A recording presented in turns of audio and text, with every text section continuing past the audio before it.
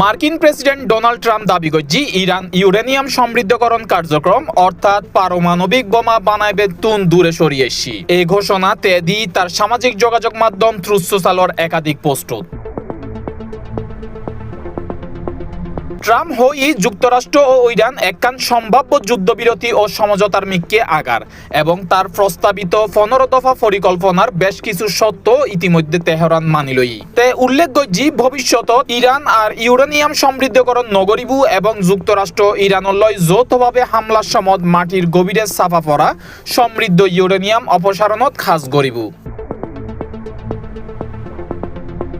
তার ভাষ্য অনুযায়ী মার্কিন B-2 বোমারু বিমানের হামলাত মাটির নিচে চাপা পড়া নিউক্লিয়ার ডাস্ট স্যাটেলাইট নজরদারির আওতাত আছে এবং হামলার ফরতুন এতে কোনো ধরনের পরিবর্তনও নয়। তে আরো হই যুক্তরাষ্ট্র ও ইরান শুল্ক ও নিষেধাজ্ঞা শিথিলের বিষয়েও আলোচনা করিব। একই ওয়ারে ট্রাম্প হটর সতর্কবার্তা দিয়ে হই যদি হন দেশ ইরানরে অস্ত্র সরবরাহ করে তৈলি সেই দেশই কিন রুদ্ধি যুক্তরাষ্ট্রের রপ্তানিকৃত ব্যাগ পণ্য রুদ্ধি তাৎক্ষণিকভাবে 50% শুল্ক আরোপ করা হইব।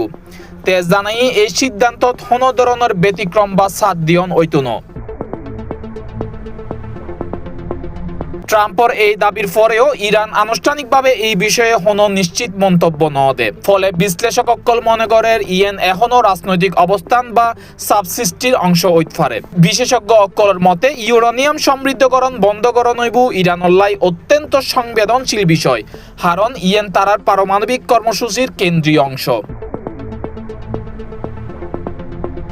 এই প্রেক্ষাপটত মধ্যপ্রাচ্যের উত্তেজনা হমাই বেল্লাই সম্ভাব্য সমঝোতা গুরুত্বপূর্ণ হইলেও বাস্তবায়নের আগে দুই পক্ষের আনুষ্ঠানিক চুক্তি ও আন্তর্জাতিক পর্যবেক্ষণ অপরিহার্য বলে মনে করেন।